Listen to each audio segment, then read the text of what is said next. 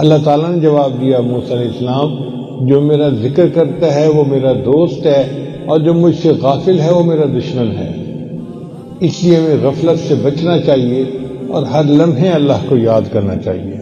مانگے تو حل یہ چیلنج دیا روئے زمین پر اولین اور آخرین کو، قُلْ إِنِ اسْتَمَعَتِ الْإِنسُ وَالْجِنُّ عَلَىٰ أَن يَأْتُوا بِمِثْلِ هَٰذَا الْقُرْآنِ، اگر تم اپنے دعوے میں سچے ہو تو اس جیسا ایک قرآن لے کر آؤ۔ لیکن اللہ جانتے تھے، روئے زمین پر بسنے والے انسان بھی جانتے تھے یہ اپنے دعوے کے اندر جھوٹے ہیں، یہ قرآن جیسا کلام نہیں لا سکتے۔ یہاں پر یہ بات اگر میں روک کر یہ عرض کرتا چلوں، اللہ نے ہر نبی کو معجزہ عطا فرمایا ہے، اور معجزہ عطا کرنے کا ایک مقصد نبی کی نبوت کا اقرار لوگوں سے کروانے کے لیے اللہ انبیاء کو معجزات عطا فرماتے ہیں، اور نبی کی پاور کو زیادہ کرنے کے لیے اور لوگوں کی آواز کو دبانے کے لیے، لوگوں کو جو اپنے علم پر ناز ہوتا تھا اس علم کو دبانے کے لیے اللہ اپنے نبی کو معجزہ عطا فرماتے تھے۔ پہلی اگزامپل آپ کے سامنے رکھوں گا، حضرت موسیٰ کلیم اللہ کی سماعت کیجئے گا، دل میں جگہ دیجئے گا، اور اللہ نے ہر نبی کو جو معجزہ عطا کیا ہے وہ گراؤنڈ ریالٹی کے مطابق عطا کیا ہے۔ وہاں پر جس کا طوطی بولتا تھا اللہ اپنے نبی کو وہی معجزہ عطا فرماتے تھے۔ فار ایگزامپل اللہ کی ذات نے حضرت موسیٰ علیہ السلام کو جو معجزہ عطا فرمایا، اس دور کے اندر گراؤنڈ ریالٹی کی پکار جادو تھا، لوگ جادو کرتے تھے، لوگ جادو سیکھتے تھے، لوگ جادو سکھاتے تھے۔ اللہ نے ان چھوٹے آواز کو، جھوٹے جادو کو دبانے کے لیے حضرت موسیٰ سے کوشچن کیا، وَمَا تِلْكَ بِيَمِينِكَ يَا مُوسَىٰ، اے موسیٰ آپ کے ہاتھ میں کیا ہے؟ جناب موسیٰ علیہ السلام نے فوراً رپلائی کیا، قَالَ هِيَ عَصَايَ أَتَوَكَّأُ عَلَيْهَا وَأَهُشُّ بِهَا عَلَىٰ غَنَمِي وَلِيَ فِيهَا مَآرِبُ أُخْرَىٰ، میرے ہاتھ کے اندر ایک عصا ہے، اسے ٹیک لگا لیتا ہوں، پتے جھاڑ لیتا ہوں، بکریاں چرا لیتا ہوں، کوئی اور کام بھی کر لیتا ہوں۔ اللہ نے کہا محبوبہ ذرا اس چھڑی کو نیچے رکھیے۔ حضرت موسیٰ علیہ السلام نے جب نیچے رکھا تو یہاں پر وہ چھڑی ایک اژدہا بن گئی۔ اب آپ ڈر کے پیچھے بھاگے۔ یہاں پر عقیدے کی بات بھی کرتا چلوں، معجزے میں نبی کا اختیار نہیں ہوتا، یہ بات یاد رکھیے گا، معجزے میں نبی کا اختیار نہیں ہوتا۔ ان اللہ علی کل شیء قدیر کا مصداق معجزہ ہوتا ہے کہ اللہ کی قدرت کام کرتی ہے۔ وَمَا تِلْكَ بِيَمِينِكَ يَا مُوسَىٰ قَالَ هِيَ عَصَايَ أَتَوَكَّأُ عَلَيْهَا وَأَهُشُّ بِهَا عَلَىٰ غَنَمِي وَلِيَ فِيهَا مَآرِبُ أُخْرَىٰ، جب حضرت موسیٰ علیہ السلام نے ہاتھ یہاں پہ دبا کے جو باہر نکالا ہے خورشید کی طرح چمکنے لگا، یہ دونوں معجزے فرعون کے محل تک پہنچے۔ فرعون کے محل میں حضرت موسیٰ کے ان دونوں معجزات کی جب آواز بلند ہوئی تو اس نے جادوگروں کو اکٹھا کیا، مجھے اس کا جواب چاہیے وگرنہ مجھے اپنی بادشاہت خطرے میں نظر آ رہی ہے، مجھے میری بادشاہت خطرے میں نظر آ رہی ہے، لاؤ جادوگروں کو اکٹھا کرو۔ جادوگر بھی آگے، حضرت موسیٰ بھی آگے، آپ کے بھائی حضرت ہارون بھی آگے، اب مجمع لگا ہوا ہے، لوگ اکٹھے ہیں، مقابلہ ہے معجزے کا اور جادو کا۔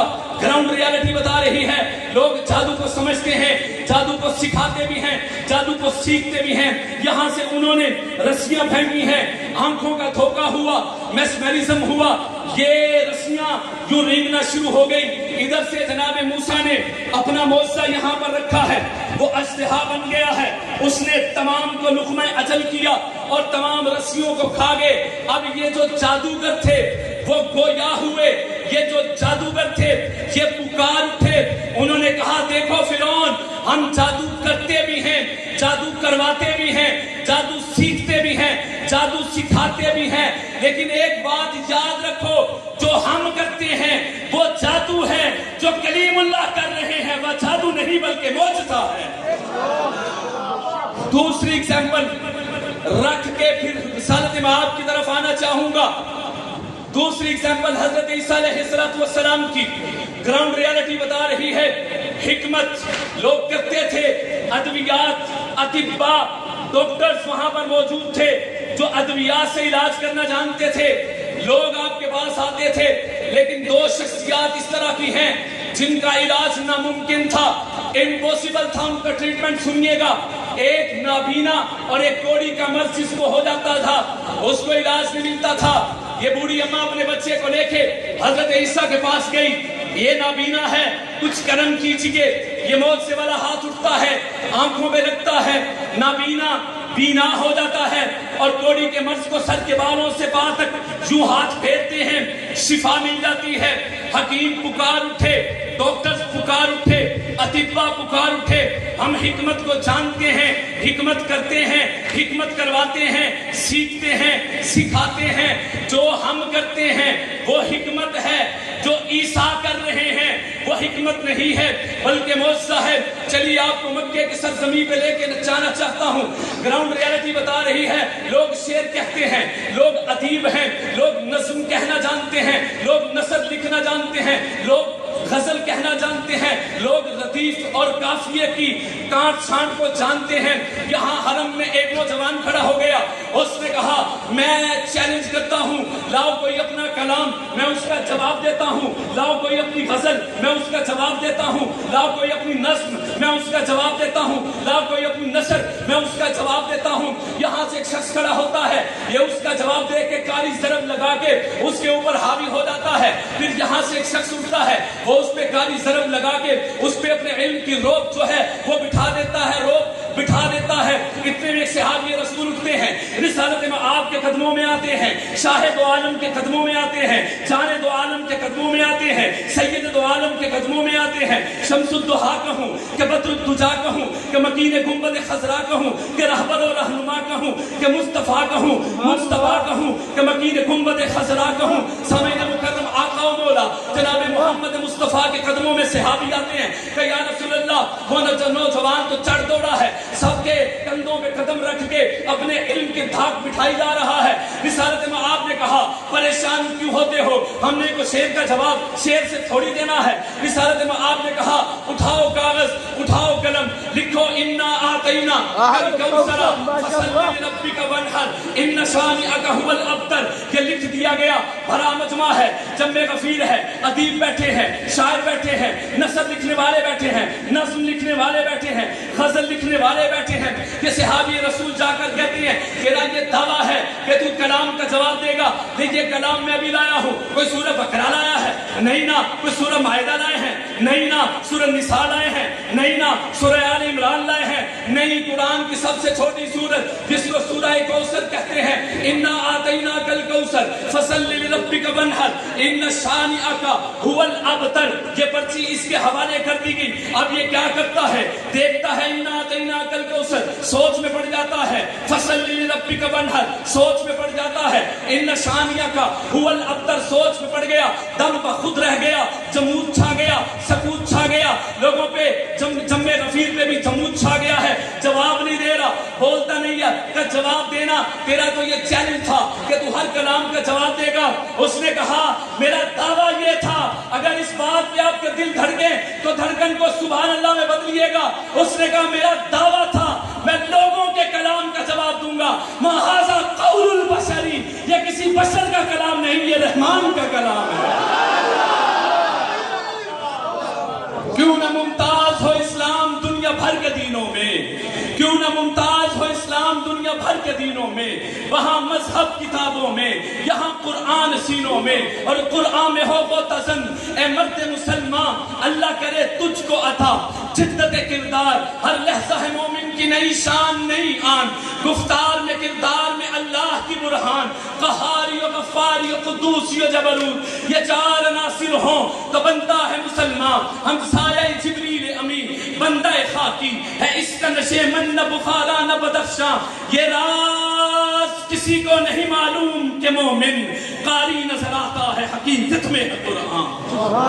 قل ان اجتمعت الانس والجن علی ان یأتوا بمثل هذا القرآن, سچے ہو تو لاؤ قرآن, قرآن کا مثل لاؤ. فاتوا بعشر سور مثلہ. اللہ نے چیلنج میں تخفیف کی, پتہ ہے پورا قرآن نہیں لا سکتے, 10 صورتیں لاؤ. فاتوا بسورۃ من مثلہ, 10 صورتیں بھی نہیں لا سکتے. ایک صورت لاؤ، اللہ کو پتہ ہے چیلنج میں اور تخفیف کی، اللہ نے کہا فَلْيَأْتُوا بِحَدِيثٍ مِثْلِهِ، کوئی ایک آیت کا ٹکڑا لے کے آؤ نا، میرے نبی پر اعتراض کرنے والوں، میرے نبی کے کلام پر اعتراض کرنے والوں، کوئی لائے نا، کوئی لا سکتا ہے؟ چلیے 1450 سال پہلے میرے اللہ نے چیلنج کیا تھا، آج میں جامعہ فاروقیہ میں کھڑے ہو کے یہ چیلنج کرتا ہوں، دنیا جہان کے ذہین طلباء تمام سکول سے، کالجز سے، یونیورسٹی سے، پوری دنیا کی یونیورسٹیز چھان مارو اور لاؤ اپنے اپنے ذہین طالب علم جن کو تمہارے اپنی ان کی ذہانت میں ناز ہو، لاؤ اسی پرڑے کے اندر آکسفورڈ یونیورسٹی سے لے کے پاکستان تک تمام یونیورسٹی سے اسٹوڈنٹس کو لاؤ اور ایک پرڑے میں لا کے کھڑا کرو، کالجز کے، یونیورسٹیز کے، میں کہتا ہوں لائرز کو بھی لاؤ، ججز کو بھی لاؤ، وکلاء کو لاؤ، ججوں کو لاؤ، ڈاکٹرز کو لاؤ، انجینئرز کو لاؤ، دنیا جہان کے علوم پہ مہارت رکھنے والے، فزکس ہے، کیمسٹری ہے، بایولوجی ہے، میتھمیٹکس ہے، انگلش ہے، سب کو ایک پلڑے میں لاؤ اور میں کہوں گا تمہاری مرضی کی کتاب، تمہاری مرضی کا وقت، اپنی مرضی کی کتاب، اپنی مرضی کے وقت میں مجھے ازبر کر کے دکھاؤ، وہ ہاتھ باندھ کے کھڑے ہو کے معافی مانگ لیں گے کہ ہم ایسا نہیں کر سکتے۔ اب میں قرب و جوار میں بیٹھے ہوئے، مسلح پہ، دریوں پہ بیٹھے ہوئے 11 سال کے بچے کو اٹھاتا ہوں، لا کے سامنے کھڑا کرتا ہوں، منبر پہ بٹھاتا ہوں، میں کہتا ہوں چل کتاب تیری مرضی کی نہیں ہے، کتاب اللہ کی مرضی کی ہے، کتاب نبی کی مرضی کی ہے، کلام اللہ ہے، الف لام میم سے لے کے والناس تک وہ پورا قرآن پڑھ کے بتائے گا۔ میں کل بھی افضل تھا، میں آج بھی افضل ہوں، قیامت کی صبح تک قرآن پڑھنے والے افضل ترین رہیں گے۔ أفضلكم من تعلم القرآن وعلمه خيركم من تعلم القرآن وعلمه الماهر بالقرآن مع السفرة الكرام البررة والذي يقرأ القرآن ويتتعتع فيه وهو عليه شاق له أجران وما علينا إلا البلاغ المبين۔